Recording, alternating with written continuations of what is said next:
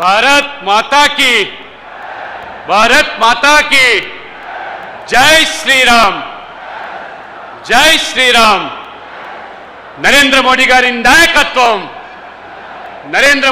नायकत्వం వేదిక ఆశీనులైనటువంటి పెద్దలందరూ లక్షలాది సంఖ్యలో విచ్చేసినటువంటి భాగ్యనగర్ ప్రజలారా, తెలంగాణ ప్రజానికమా, కార్యకర్త మిత్రులారా, మన ప్రియతమ ప్రధాని నరేంద్ర మోడీ గారు ముచ్చటగా మూడోసారి ప్రధానమంత్రిగా బాధ్యతలు చేపట్టి 5 రాష్ట్రాల ఎన్నికల ఫలితాల తర్వాత 3 రాష్ట్రాల్లో నరేంద్ర మోడీ గారి పట్ల నమ్మకంతో, విశ్వాసంతో బీజేపీ ఎన్డీఏని గెలిపించిన తర్వాత ఈరోజు వారు తెలంగాణలో కాలు మోపబోతా ఉన్నారు. ఇవాళ దానికి అర్థం ఇవాళ దేశవ్యాప్తంగా ఎక్కడ ఎన్నికలు జరిగినా పంచాయతీ నుంచి మొదలుకుంటే పార్లమెంట్ వరకు పార్టీ అది భారతీయ జనతా పార్టీ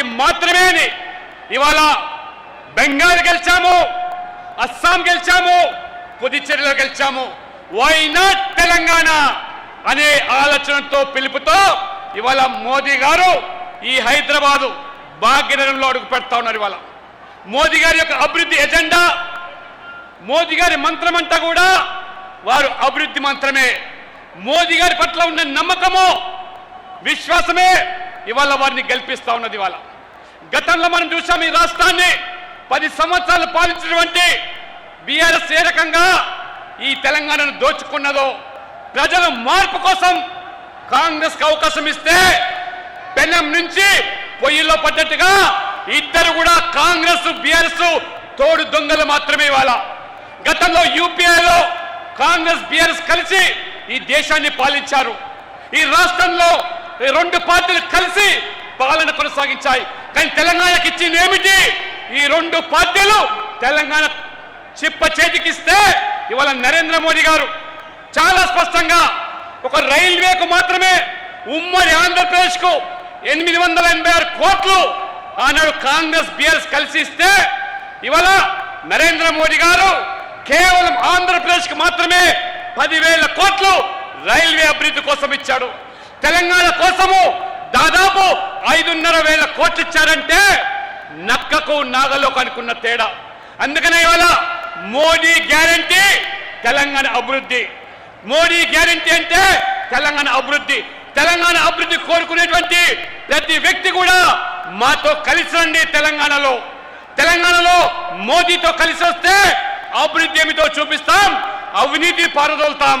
ఖచ్చితంగా ఇవాళ కాంగ్రెస్ పార్టీ, కాంగ్రెస్ అంటేనే కరప్షన్, కమిషన్, కమ్యూనిజం, ఈ రకంగా మతతత్వ రాజకీయాలు.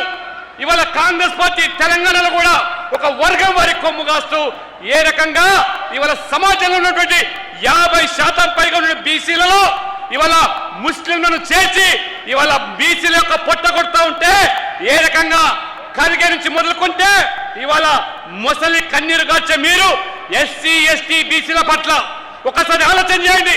ఈ కాంగ్రెస్ పార్టీ ఇవాళ బీసీ ఎస్సీ ఎస్టీలు మాత్రమే కాదు, మహిళలు చట్టసభలో రావాలని మోదీ గారు పట్టి మహిళా బిల్లు తీసుకొస్తే ఆ మహిళా బిల్లును ఏ రకంగా ఈ పార్టీలని అడ్డుకున్నాయో ఆ మహిళలు, యువకులు అందరూ కలిసి ఇవాళ బెంగాల్లో కాంగ్రెస్ పార్టీని నామరూపాల కింద చేశారు. అడ్డుకున్నటువంటి మమతా బెనర్జీని బంగాళాఖాతంలో తోసేశారు. కాబట్టి మహిళలందరూ కూడా ఈ రోజు తెలంగాణలో ఆలోచన చేయండి. ఇవాళ సీట్లు పెంచుతాం, ఆ రకంగా కొత్త తరాన్ని రాజకీయాలు తీసుకొస్తాం. అసెంబ్లీలోనూ, శాసనసభలోనూ, పార్లమెంట్ లో సీట్లు ఉన్న శాతానికి, ఉన్న సీట్ల సంఖ్యకు 50% పెంచుతామంటే ఏ రకంగా కొండి చేసి మోకాలికి బోడిగుండుకు లెక్క పెట్టి మహిళా బిల్లును అడ్డుకున్నారు.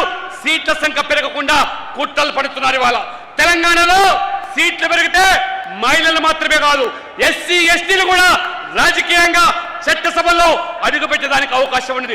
పార్లమెంట్ లో కూడా ఎస్సీ ఎస్టీలు ఈ ఎంపీలుగా అయ్యే అవకాశం ఉంది. కానీ ఈ ముసలి కన్నీరు గార్చేటువంటి ఈ కాంగ్రెస్ పార్టీ ఎస్సీలను, ఎస్టీలను, మహిళలే కాదు ఇవాళ యువతరాన్ని యావత్తు బీసీలు కూడా రాజకీయంగా ఎదగకుండా అడ్డుకుంటున్నటువంటి కాంగ్రెస్ పార్టీ, ఈ కాంగ్రెస్ పార్టీ కేవలం మోదీ గారి మీద ఉన్నటువంటి మరి అభివృద్ధి ఎజెండాతో పోతున్న మోదీ గారు పదే పదే అన్ని రాష్ట్రాల్లో గెలుస్తున్నారు. మూడోసారి ప్రధానమంత్రి అయినారు. రాహుల్ గాంధీ నాయకత్వంలో మూడవసారి కాంగ్రెస్ మట్టికొచ్చింది. కాబట్టి రాహుల్ గాంధీ మోదీ గారి మీద ద్వేషంతో ఈ భారతదేశం మీద విషం చిమ్ముతున్నాడు. ఇవాళ విదేశాల్లోకి వెళ్ళి భారతదేశం మీద ప్రజాస్వామ్యం మీద ఏ రకంగా ఇక్కడ మైనార్టీకి మనుగడ లేదని చెప్పి మన ప్రజాస్వామ్యాన్ని కించపరిచే విధంగా మాట్లాడుతుండే రాహుల్ గాంధీకి ఖచ్చితంగా బుద్ధి చెప్పాలి. యువకులు ముఖ్యంగా తెలంగాణలో కాంగ్రెస్ పార్టీకి ఓటేస్తే 2 లక్షల ఉద్యోగాలు, ప్రభుత్వ ఉద్యోగాలు మొదటి సంవత్సరంలో కల్పిస్తామని చెప్పిన రాహుల్ గాంధీ ఇవాళ తోక ముడిచినాడు. ఉద్యోగాల సంగతి దేవుడెరుగు. అందుకని ఇవాళ రాహుల్ గాంధీ కాంగ్రెస్ పార్టీ ఏఐసిసి అంటే ఆల్ ఇండియా కాంగ్రెస్ కమిటీ కాదు, యాంటీ ఇండియా కాంగ్రెస్ కమిటీ అనేటువంటి విషయాన్ని ఇవాళ మనం గమనించాలి. ఈ దేశానికి వ్యతిరేకంగా ఈ దేశ ప్రజలు మరి ముఖ్యంగా మెజార్టీ వర్గాల ప్రజలు మనోభావాలను గాయపరుస్తున్నారు. ఇవాళ నరేంద్ర మోడీ గారు బెంగళూరు నుంచి హైదరాబాద్ నుంచి మళ్ళీ జామ్నగర్ వెళ్తున్నారు.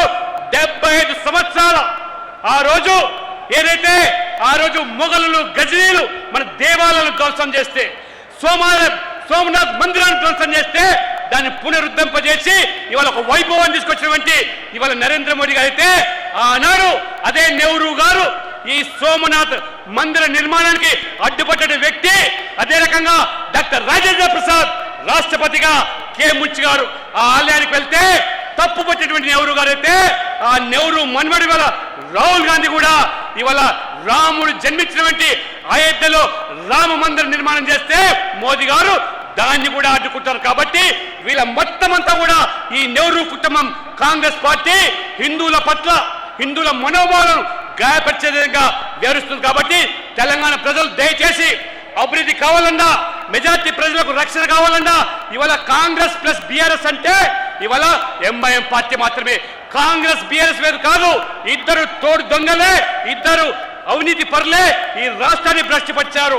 కేవలం ఎంఐఎంకు కొమ్ము కాసేటువంటి పార్టీలు. కాబట్టి ఎంఐఎంకు ఇవాళ చరమగీతం పాడాలంటే బీజేపీ రావాలి, మోదీ కావాలి. అదే ఆలోచనతో మనం అందరం కూడా కలిసి పనిచేద్దాం.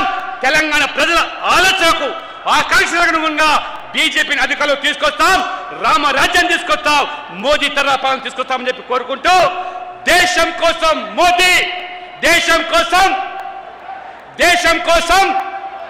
మోదీ కోసం భారత్ మాతా కీ జై.